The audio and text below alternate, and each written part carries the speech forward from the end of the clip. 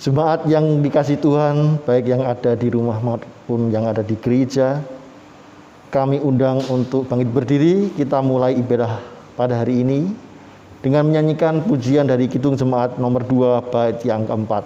Suci, suci, suci.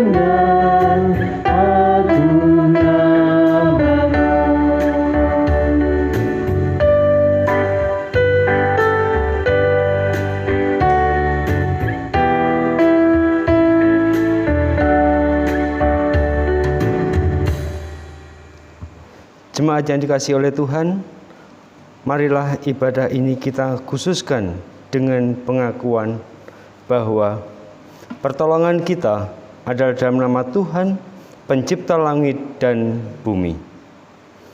Kasih karunia dan damai sejahtera dari Allah, Bapa kita, dan dari Tuhan Yesus Kristus, serta persekutuan Roh Kudus, menyertai kita sekalian.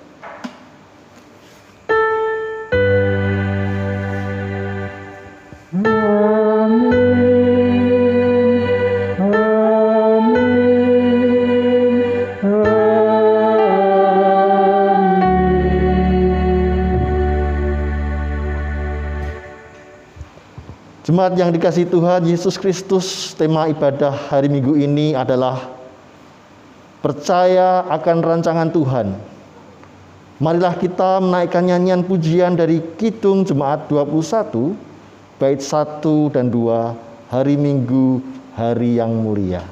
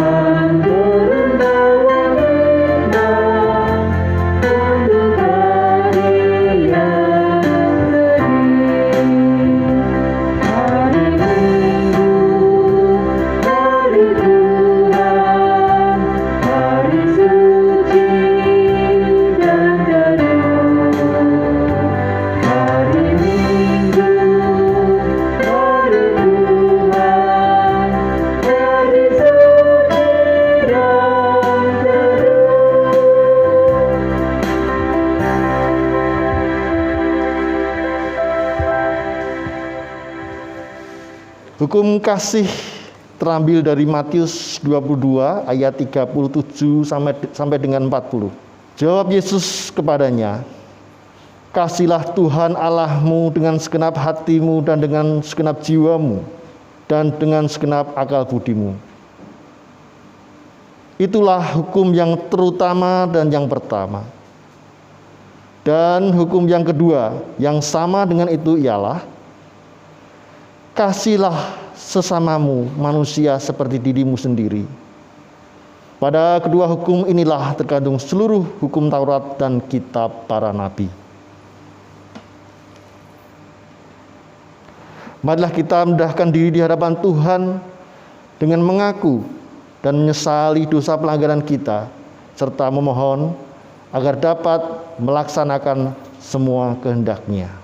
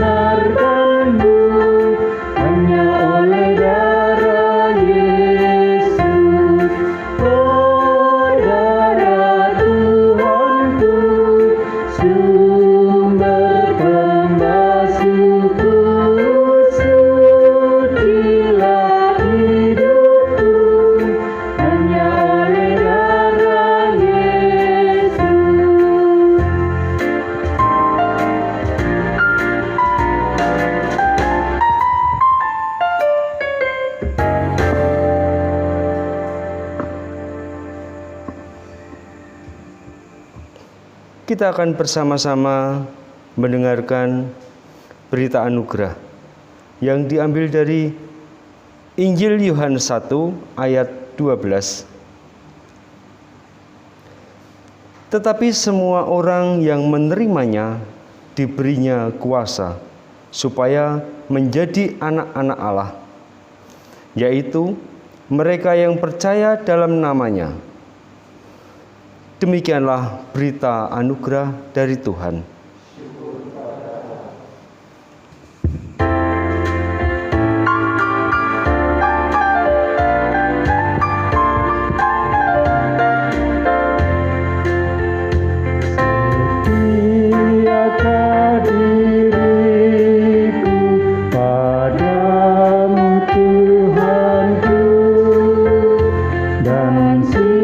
Siapkan hatiku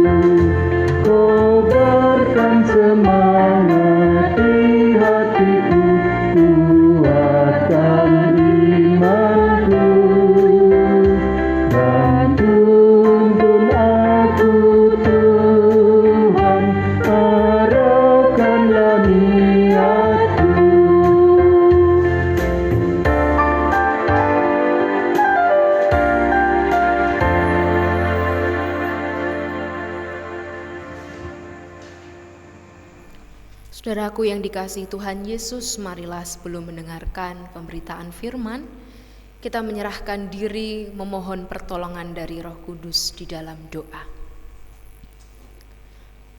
Maha besar Tuhan kami Yesus Kristus, terima kasih Tuhan pada pagi hari ini Engkau memberikan kesempatan bagi kami untuk bisa mendengarkan firman-Mu. Ya Bapa, tolonglah kami agar dapat mempergunakan kesempatan ini dengan baik. Kiranya Roh-Mu yang kudus Kau curahkan bagi kami untuk bisa mendampingi di dalam kami mendengarkan firman-Mu Tuhan. Agar apa yang telah kami dengar dan kami baca ini Yesus boleh menjadi rema di dalam hidup kami dan kami lakukan Tuhan di dalam kehidupan kami hari lepas hari. Hamba-Mu yang telah Kau pilih untuk bisa membawakan pelayanan firman ini, kiranya Tuhan Yesus yang memampukan. Terima kasih, di dalam nama Tuhan Yesus Kristus kami mohonkan doa ini. Amin. Bapak, Ibu, dan saudara-saudara yang terkasih di dalam Tuhan Yesus Kristus, pelayanan firman di Minggu 9 Agustus 2020 pada hari ini didasarkan pada Kejadian 37 ayat 1 sampai 4, dilanjutkan ayat 12 sampai 28. Kejadian 37 ayat 1 sampai 4 dilanjutkan pada ayat 12 sampai 28. Adapun Yakub, ia diam di negeri penumpangan ayahnya, yakni di tanah Kanaan. Inilah riwayat keturunan Yakub. Yusuf tatkala berumur 17 tahun, jadi masih muda, biasa mengembalakan kambing domba bersama-sama dengan saudara-saudaranya, anak-anak Bilha dan Zilpa, kedua istri ayahnya. Dan Yusuf menyampaikan kepada ayahnya kabar tentang kejahatan saudara-saudaranya. Israel lebih mengasihi Yusuf dari semua anaknya yang lain, sebab Yusuf itulah anaknya yang lahir pada masa tuanya, dan ia menyuruh membuat jubah yang maha indah bagi dia. Setelah dilihat oleh saudara-saudaranya bahwa ayahnya lebih mengasihi Yusuf dari semua saudaranya, maka bencilah mereka itu kepadanya dan tidak mau menyapanya dengan ramah. Pada suatu kali pergilah saudara-saudaranya menggembalakan kambing domba ayahnya dekat Sikem. Lalu Israel berkata kepada Yusuf, "Bukankah saudara-saudaramu menggembalakan kambing domba dekat Sikem? Marilah, engkau kusuruh kepada mereka." Sahut Yusuf, "Iya, Bapa." Kata Israel kepadanya, "Pergilah engkau melihat apakah baik keadaan saudara-saudaramu dan keadaan kambing domba, dan bawalah kabar tentang itu kepadaku." Lalu Yakub menyuruh dia dari lembah Hebron, dan Yusuf pun sampailah ke Sikem. Ketika Yusuf berjalan ke sana kemari di padang, bertemulah ia dengan seorang laki-laki yang bertanya kepadanya, "Apakah yang kau cari?" Sahutnya, "Aku mencari saudara-saudaraku. Tolonglah katakan kepadaku di mana mereka menggembalakan kambing domba." Lalu kata orang itu, "Mereka telah berangkat dari sini, sebab telah kudengar mereka berkata, 'Marilah kita pergi ke Dotan.'" Maka Yusuf menyusul saudara-saudaranya itu, dan didapatinya lah mereka di Dotan. Dari jauh ia telah kelihatan kepada mereka, tetapi sebelum ia dekat pada mereka, mereka telah bermufakat mencari daya upaya untuk membunuhnya. Kata mereka seorang kepada yang lain, "Lihat, tukang mimpi kita itu datang. Sekarang marilah kita bunuh dia dan kita lemparkan ke dalam salah satu sumur ini. Lalu kita katakan, seekor binatang buas telah menerkamnya. Dan kita akan lihat nanti bagaimana jadinya mimpinya itu. Ketika Ruben mendengar hal ini, ia ingin melepaskan Yusuf dari tangan mereka. Sebab itu katanya, "Janganlah kita bunuh dia." Lagi kata Ruben kepada mereka, "Janganlah tumpahkan darah. Lemparkanlah dia ke dalam sumur yang ada di padang gurun ini, tetapi janganlah apa-apakan dia." Maksudnya hendak melepaskan Yusuf dari tangan mereka dan membawanya kembali kepada ayahnya. Baru saja Yusuf sampai kepada saudara-saudaranya, mereka pun menanggalkan jubah Yusuf, jubah maha indah yang dipakainya itu, dan mereka membawa dia dan melemparkan dia ke dalam sumur. Sumur itu kosong, tidak berair. Kemudian duduklah mereka untuk makan. Ketika mereka mengangkat muka, kelihatanlah kepada mereka suatu kafilah orang Ismail datang dari Gilead dengan untanya yang membawa damar, balsam, dan damar ladan dalam perjalanannya mengangkut barang-barang itu ke Mesir. Lalu kata Yehuda kepada saudara-saudaranya itu, "Apakah untungnya kalau kita membunuh adik kita itu dan menyembunyikan darahnya? Marilah kita jual dia kepada orang Ismail ini. Tetapi janganlah kita apa-apakan dia, karena ia saudara kita, darah daging kita." Dan saudara-saudaranya mendengarkan perkataannya itu. Ketika ada saudagar Midian lewat, Yusuf diangkat ke atas dari sumur itu, kemudian dijual kepada orang Ismail itu dengan harga 20 shikal perak. Lalu Yusuf dibawa mereka ke Mesir. Demikianlah pembacaan firman Tuhan. Yang berbahagia ialah setiap orang yang mendengarkan dan memelihara firman Tuhan. Haleluya.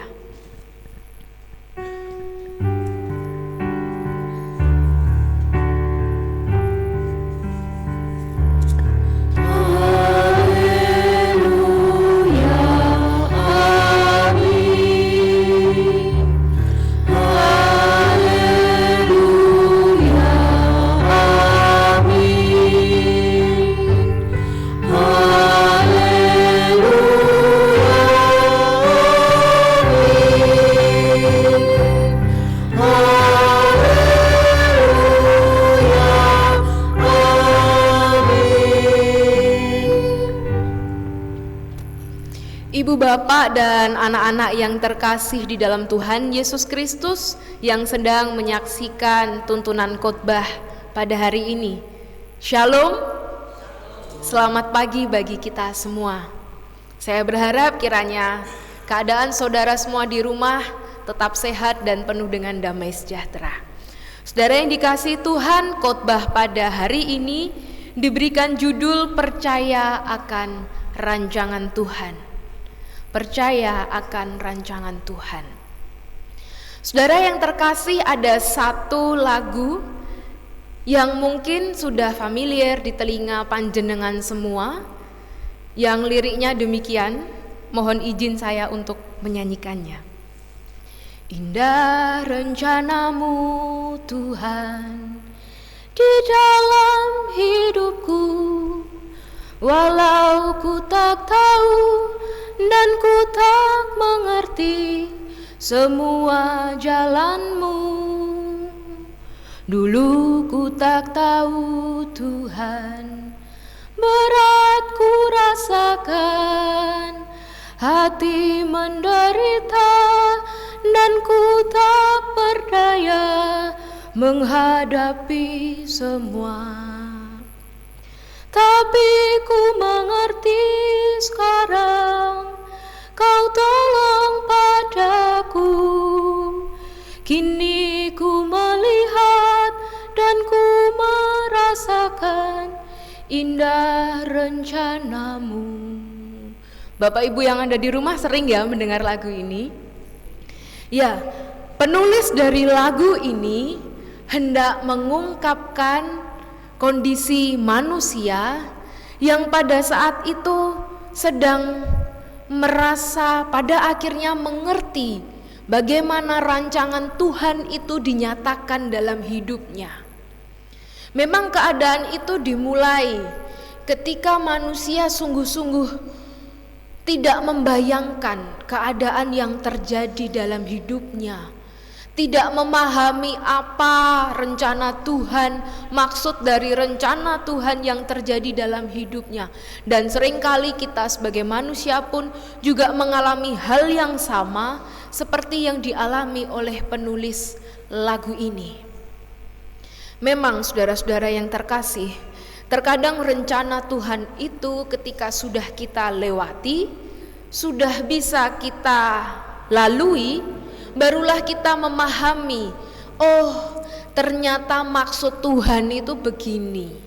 Oh ternyata rancangan Tuhan ini demikian. Dan ternyata Bapak Ibu yang dikasihi Tuhan, rencana Tuhan ini juga pernah dinyatakan dan dialami oleh Yusuf, seperti yang dicatatkan dalam Kejadian 37 ayat 1 sampai 4 dan ayat 12 sampai 28.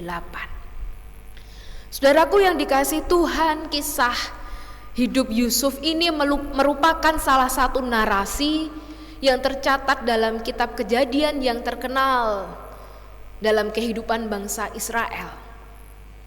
Kisah Yusuf ini dimulai ketika pada akhirnya Rahel, istri dari Yakub, dibuka kandungannya oleh Tuhan.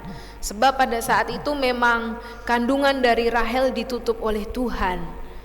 Namun ketika pada akhirnya Rahel bisa mengandung, hal ini sangat menyukakan hati dari Yakub suaminya. Dan benar saja Yusuf ini kemudian tumbuh dewasa dan menjadi anak kesayangan dari bapaknya, yakni Yakub. Bagaimana bentuk kasih sayang yang lebih yang diberikan Yakub kepada Yusuf? Hal ini nampak Bapak Ibu Saudara dari perlakuan Yakub kepada Yusuf, antara lain ketika Yakub menghadiahkan jubah yang maha indah. Jubah yang maha indah ini dalam tradisi bangsa Israel memang hanya dimiliki oleh orang-orang kaya saja. Akan tetapi Yusuf yang masih muda ini justru sudah diberikan jubah yang maha indah, dan hal ini membuat Yusuf menjadi nampak berbeda dengan saudara-saudaranya yang lain. Mungkin kalau kita bisa gambarkan ya, pakaian dari saudara-saudara Yusuf ini biasa saja. Jadi kalau dilihat orang tampak sekali ada perbedaannya. Hal ini kemudian menumbuhkan kebencian di dalam diri saudara-saudara Yusuf.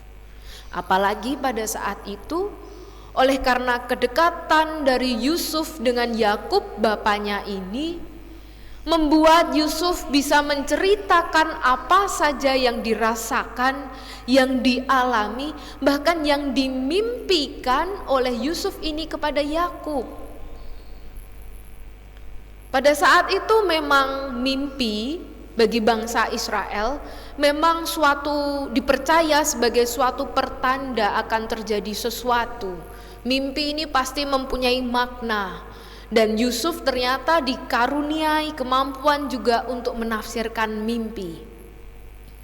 Hal ini ternyata berdampak besar bagi perjalanan hidup Yusuf, karena kemudian Yusuf ini semakin dibenci oleh saudara-saudaranya, sebab saudara-saudara Yusuf ini tentu saja merasa iri akan kedekatan Yusuf dan Yakub dan juga kemampuan yang dimilikinya ini. Oleh karena itu Bapak Ibu Saudara yang dikasihi Tuhan, pada suatu ketika Yusuf disuruh oleh Yakub ayahnya untuk menyusul saudara-saudaranya ini ke Sikem. Mereka sedang mengembalakan kambing domba di Sikem. Dan karena ketaatan yang dimiliki oleh Yusuf kepada Yakub, apa yang diperintahkan oleh ayahnya ini dilakukannya dengan setia. Bahkan ketika sudah sampai di Sikem, tadi dicatat dalam kitab Kejadian 37, ternyata saudara-saudaranya sudah tidak ada di situ Bapak Ibu.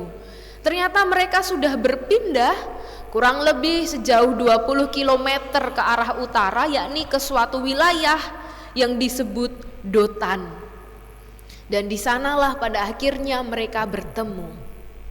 Namun apakah kedatangan dari Yusuf ini, niat baik dari Yusuf ini disambut dengan hangat oleh saudara-saudaranya? Ternyata tidak. Ternyata kondisi yang terjadi ini justru sebaliknya. Oleh karena kebencian di dalam hati saudara-saudara Yusuf, mereka pun merencanakan agar Yusuf ini hilang dari pandangan mereka. Mereka merencanakan untuk membunuh Yusuf, adik mereka ini. Dan dengan sangat jeli mereka mulai menyusun rencana demi rencana. Bagaimana kalau kita membunuh Yusuf ini? Lalu nanti kita bisa berbohong kepada Yakub bahwa ternyata Yusuf ini dimakan oleh binatang buas. Yusuf telah hilang dalam perjalanan di padang ketika menggembalakan kambing domba. Akan tetapi rencana ini tidak berjalan sebagaimana yang direncanakan oleh saudara-saudara Yusuf.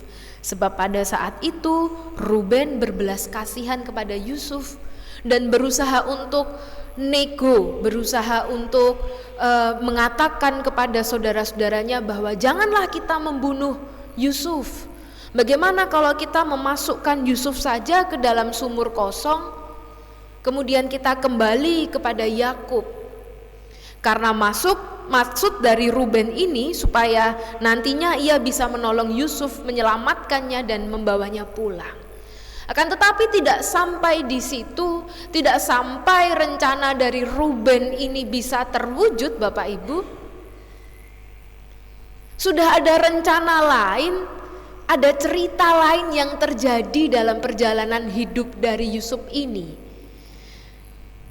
Ketika saudara-saudara dari Yusuf ini sedang duduk di bawah, kemudian mereka melihat bahwa ada kafilah dari bangsa Ismail yang datang. Mereka ini sepertinya adalah saudagar-saudagar kaya yang akan membawa barang-barang menuju ke tanah Mesir. Dan kemudian timbullah ide di antara mereka, bagaimana kalau kita menjual Yusuf ini saja. Toh juga kalau kita membunuh Yusuf, kita tidak mendapat keuntungan apa-apa. Tapi kalau kita menjual Yusuf dengan sejumlah uang, yang pertama kita tidak akan melihat Yusuf ini lagi, dan yang kedua kita mendapatkan keuntungan dari kepergian Yusuf ini. Dan benar saja kemudian mereka menjual kepada saudagar dari Midian. Saudara-saudara yang dikasihi Tuhan, ini hanya sekelumit dari penderitaan yang dialami oleh Yusuf dalam perjalanannya mengunjungi saudara-saudaranya yang sedang mengembalakan kambing domba. Penderitaan yang dialami oleh Yusuf ini adalah yang pertama ketika ia dibenci oleh saudara-saudaranya. Padahal maksud hati dari Yusuf bukan untuk membuat iri mereka. Namun kejujuran di dalam hati Yusuf ini membuatnya mampu menceritakan apa saja yang dialaminya kepada Yakub. Kepolosan hati di dalam hati Yusuf ini membuatnya ingin membagikan cerita hidupnya kepada saudara-saudaranya, layaknya sebuah keluarga. Akan tetapi hal itu dimaknai berbeda, dilihat berbeda oleh saudara-saudaranya. Hingga penderitaan Yusuf ini bertambah ketika ia dijual dan dijadikan budak di tanah Mesir. Apakah kemudian penderitaan yang dialami oleh Yusuf ini berhenti di situ? Ternyata tidak, Bapak Ibu Saudara. Sesampainya di Mesir, dalam kitab Kejadian di perikop-perikop selanjutnya dicatatkan bagaimana Yusuf ini difitnah oleh istri dari Potifar, hingga pada akhirnya Yusuf ini juga harus masuk mendekam di penjara. Sangat bertubi-tubi kesedihan dan penderitaan yang dialami oleh Yusuf ini. Kalau dalam bahasa kita diistilahkan sudah jatuh tertimpa oleh tangga lagi. Mungkin kalau pada saat itu yang mengalami Bapak Ibu Saudara atau saya, belum tentu kita bisa kuat. Sebab dalam lingkup yang paling kecil saja, yakni dalam lingkup keluarga saja, Yusuf ditolak dan kemudian difitnah secara keji oleh istri Potifar, dan sampai pada akhirnya harus mendekam di penjara untuk beberapa waktu lamanya. Tentu ini sungguh membawa kedukaan dan rasa sakit hati di dalam diri dari Yusuf ini. Namun Bapak Ibu Saudara, sekalipun pencobaan, penderitaan yang dialami Yusuf ini datang bertubi-tubi, ternyata penyertaan dari Allah terhadap Yusuf ini tetap berlanjut dalam perjalanan hidupnya. Perikop Kejadian 39 mencatat bahwa ada 4 ayat, 4 kali dituliskan bahwa Yusuf ini senantiasa disertai oleh Tuhan. Tetapi Tuhan menyertai Yusuf, Yusuf disertai Tuhan. Karena Tuhan menyertai dia, ditulis dalam perikop 39 ini. Itu artinya apa? Artinya adalah sekalipun dalam titik terendah kehidupan Yusuf, ada Allah yang senantiasa menaungi kehidupan Yusuf.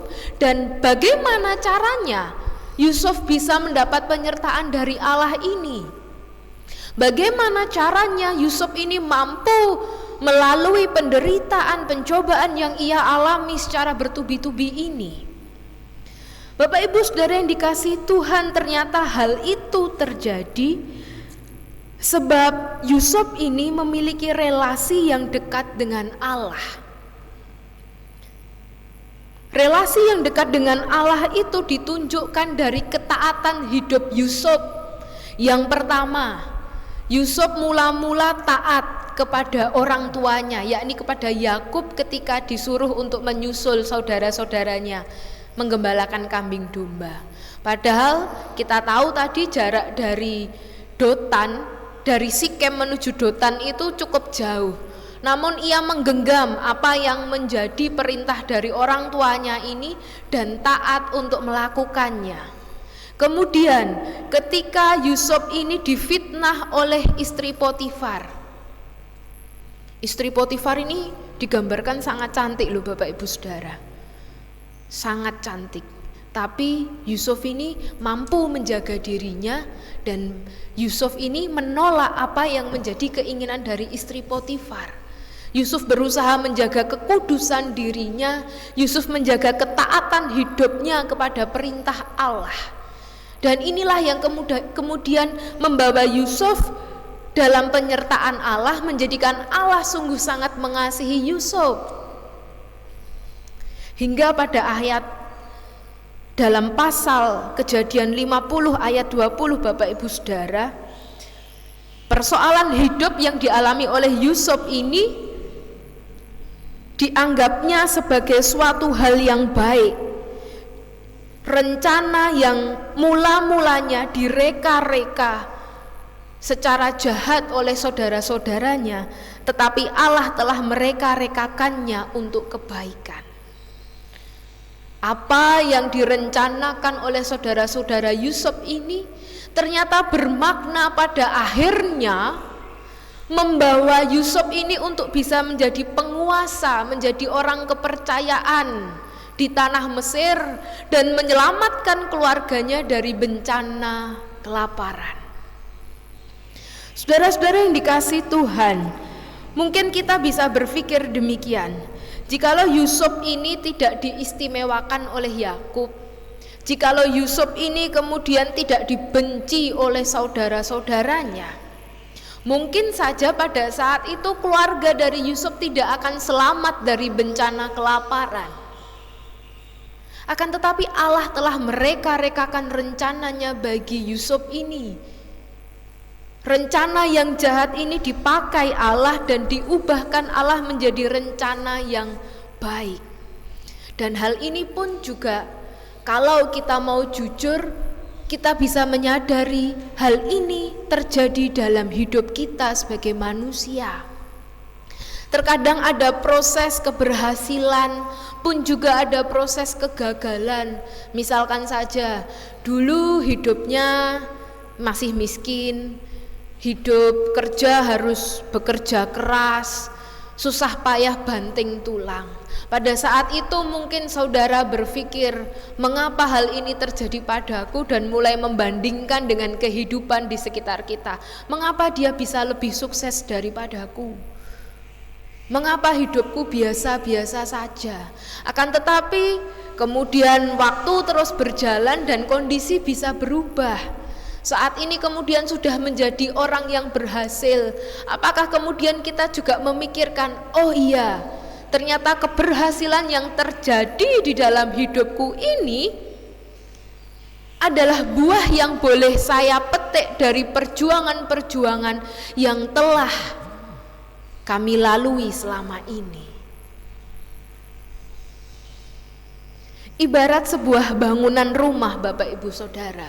Rumah yang panjenengan miliki itu kan sok kadangkala juga harus dipoles, kadangkala harus dibangun kembali, dibenake sedikit-sedikit. Mengapa dan bagaimana kita tahu kalau itu harus dibetulkan, harus dipoles? Ya karena kita menyadari ada kerusakan, ada ketidaknyamanan yang kita rasakan ketika menghuni rumah itu. Maka kita pasti akan berusaha bagaimana caranya supaya rumah ini nyaman dihuni dan bisa menunjukkan fungsinya dengan baik. Demikian juga dengan hidup kita, Bapak Ibu Saudara. Suka dan duka dipakai Allah untuk bisa memoles kehidupan kita, untuk bisa naik, untuk bisa merubah hidup kita ke dalam tatanan yang baru, dalam hidup yang lebih baik, dalam hidup yang lebih penuh dengan damai sejahtera. Namun bukan berarti ketika mengalami kesusahan tidak ada damai sejahtera.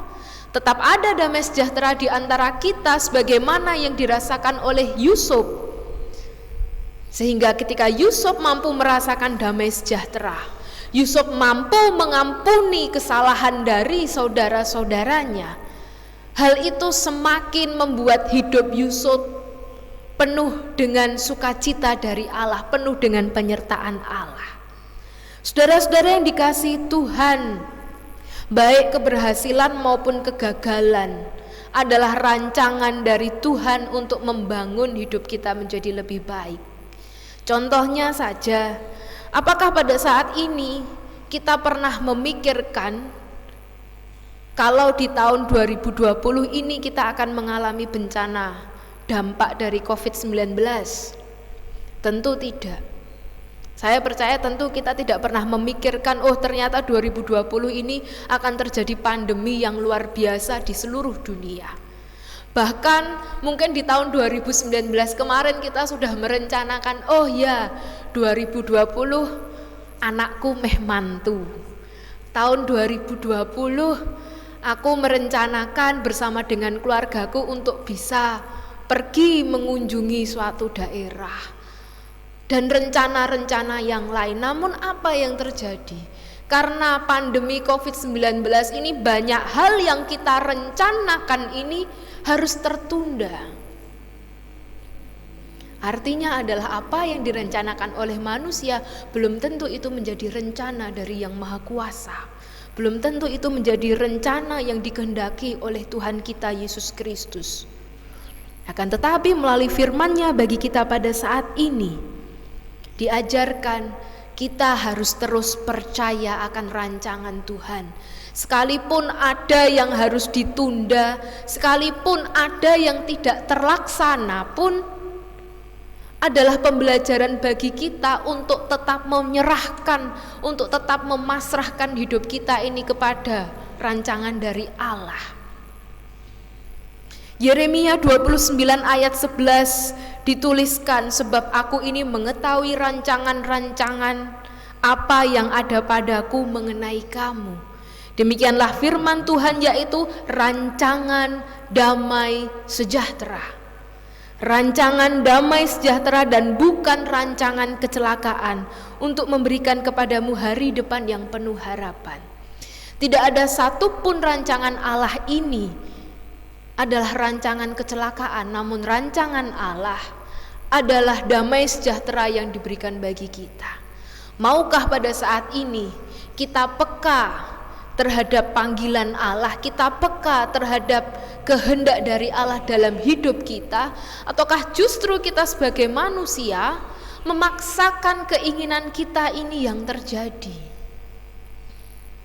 Saya percaya saudara-saudara yang ada di rumah ini tentu akan memilih pilihan yang pertama, memasrahkan hidup kita kepada Tuhan.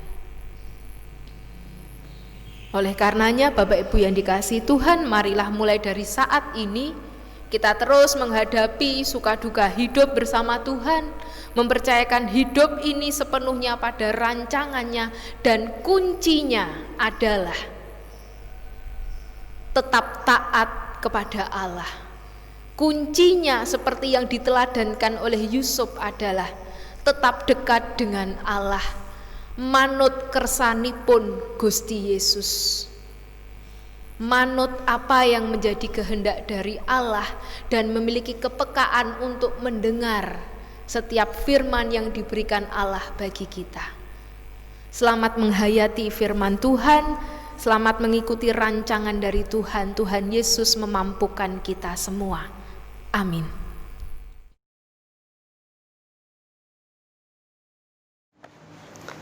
Bapak Ibu yang dikasihi oleh Tuhan, kami undang untuk bangkit berdiri. Marilah bersama dengan umat Allah di segala masa dan tempat, kita mengingat pengakuan kita menurut pengakuan iman rasuli. Aku percaya kepada Allah Bapa yang Maha Kuasa, Khalik langit dan bumi, dan kepada Yesus Kristus, Anaknya yang tunggal Tuhan kita, yang dikandung daripada Roh Kudus, lahir dari anak darah Maria, yang menderita di bawah pemerintahan Pontius Pilatus, disalibkan, mati dan dikuburkan, turun ke dalam kerajaan maut. Pada hari yang ketiga, bangkit pula dari antara orang mati, naik ke surga, duduk sebelah kanan Allah Bapa yang Maha Kuasa, dan akan datang dari sana untuk menghakimi orang yang hidup dan yang mati. Aku percaya kepada Roh Kudus, gereja yang kudus dan am, persekutuan orang kudus, pengampunan dosa, kebangkitan daging, dan hidup yang kekal. Marilah kita akan bersama-sama memasuki doa syukur dan syafaat.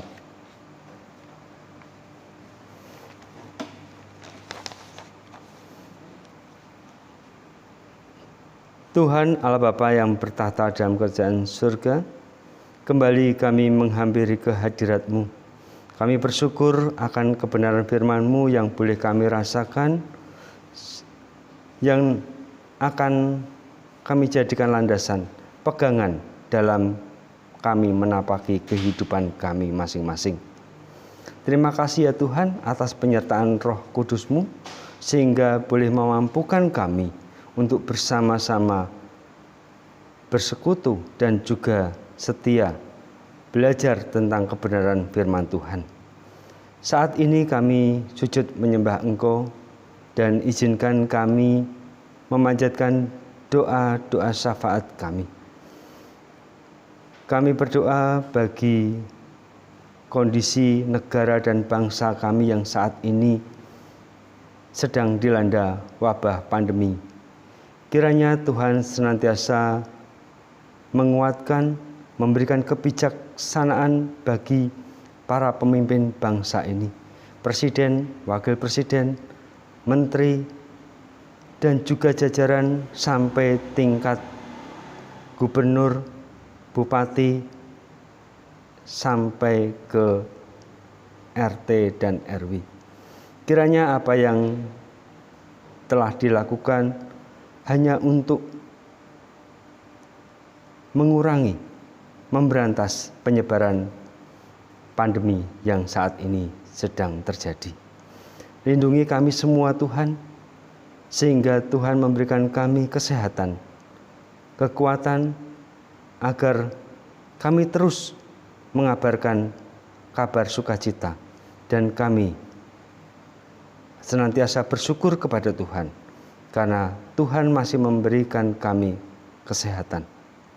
Tuhan, kami juga berdoa bagi kegiatan gereja-gerejamu, khususnya di GKJ Kaliwungu ini.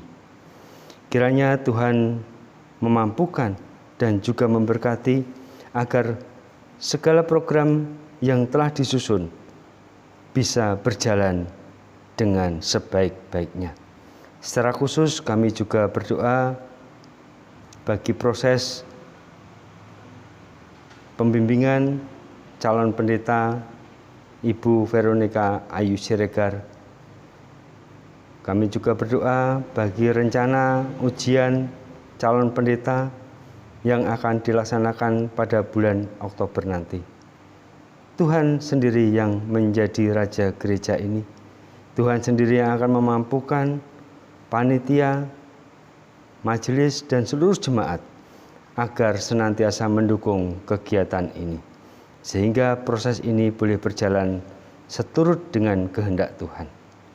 Kami hanya bisa berserah dan sandarkan segala rencana ini di dalam tangan Tuhan. Kami juga berdoa bagi kegiatan gerejawi, baik itu majelis, komisi, dan juga tim yang ada di GKJ Kaliwungu ini. Kami serahkan segala kegiatan ini ke dalam tangan Tuhan. Tuhan sendiri yang akan memampukan setiap pengurus-pengurus yang ada, sehingga boleh dirasakan oleh seluruh jemaat di GKJ Kaliwungu ini. Kami juga berdoa bagi saudara-saudara kami yang saat ini sedang menderita sakit, kelemahan tubuh, seperti Ibu Jadi, seperti Bapak Kamar, Ibu Karjo, dan juga saudara-saudara kami yang lain yang sudah usianya lanjut, seperti Ibu Jadi, Bapak Sri Surono, dan saudara-saudara kami yang lain yang tidak bisa kami sebutkan satu persatu.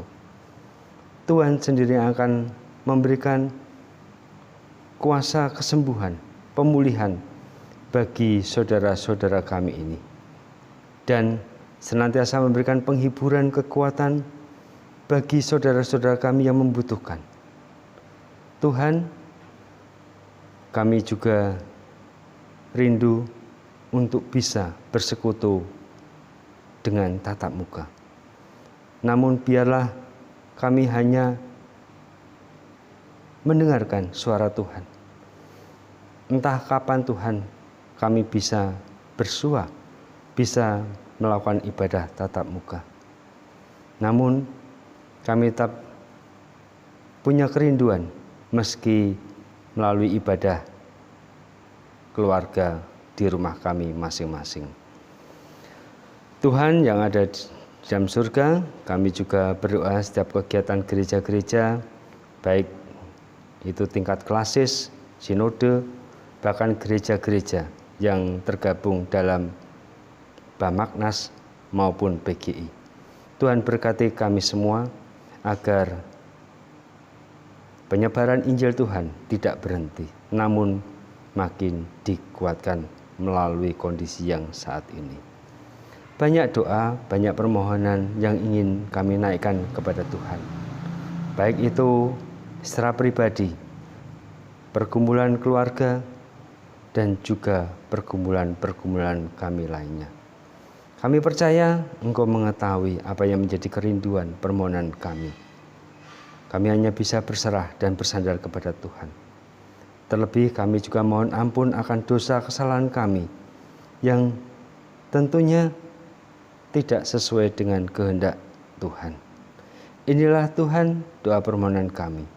Hanya di dalam nama Putra-Mu yang kudus kami berdoa. Amin. Jemaat yang dikasihi Tuhan, baik yang ada di rumah maupun yang ada di gereja, mari kita bersama-sama mempersiapkan tangan kita untuk mengaturkan persembahan kepada Tuhan. Dan sebelum kita mengaturkan persembahan, kami dasari dari firman Tuhan melalui Amsal 3. Amsal 3 ayat yang ke-9 sampai dengan yang ke-10. Muliakanlah Tuhan dengan hartamu dan dengan hasil pertama dari segala penghasilanmu. Maka lumbung-lumbungmu akan diisi penuh sampai melimpah-limpah. Dan bejana pemerahmu akan meluap dengan air buah anggurnya. Mari kita persembahkan dengan kita menaikkan pujian melalui PKJ 153 bait yang pertama.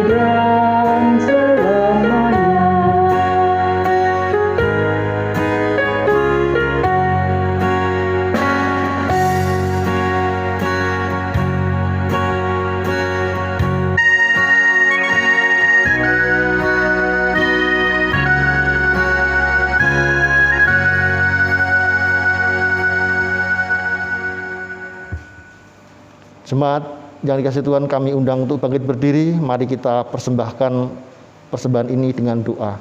Kami hantarkan. Tuhan Allah kami yang bertata di dalam kerajaan surga yang mulia, kami mengucap syukur Tuhan jikalau pada hari ini, pada hari Sabat ini, Engkau berikan kami secara waktu, secara khusus untuk mempersembahkan persembahan yang sudah kami persiapkan, baik yang ada di rumah maupun di gereja.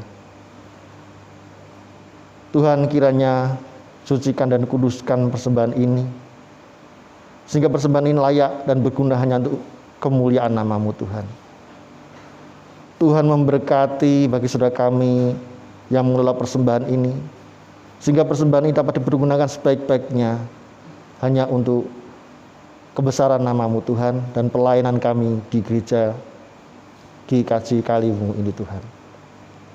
Kami menyerahkan kehidupan kami Tuhan seutuhnya dalam tangan kuasa-Mu. Segala pergumulan hidup kami, segala pekerjaan kami Tuhan, kiranya Tuhan berkati. Berkati keluarga kami, dan kami mengucap syukur setiap apa yang Kau telah berikan kepada kami, sehingga kami boleh berada di tempat ini saat ini Tuhan. Kami boleh menikmati hari ini, kami boleh menikmati udara pagi ini dengan penuh sukacita. Kiranya damai sejahtera melimpah atas kehidupan kami. Dan kami berserah kepada-Mu Tuhan, dan tidak lupa Tuhan pada saat ini kami berdoa, doa Bapa kami, seperti yang Kau telah ajarkan kepada kami melalui pujian doa Bapa kami.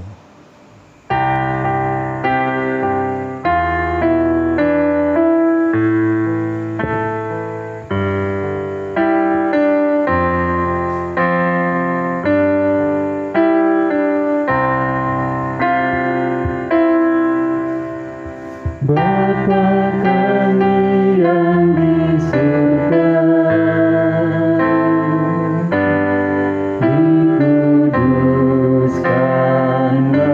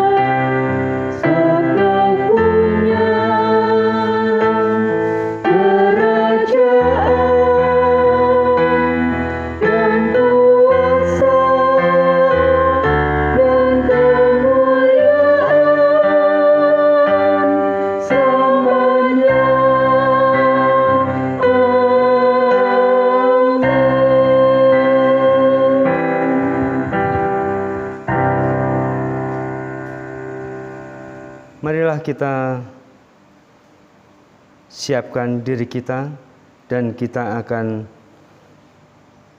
mengakhiri ibadah ini melalui pengutusan. Arahkanlah hati kita kepada Tuhan. Jadilah saksi Kristus. Terpujilah Tuhan. Kita akan menerima berkat Tuhan. Tuhan memberkati kita dan melindungi kita. Tuhan menyinari kita dengan wajah-Nya dan memberi kita kasih karunia. Tuhan menghadapkan wajah-Nya kepada kita dan memberi kita damai sejahtera. Amin.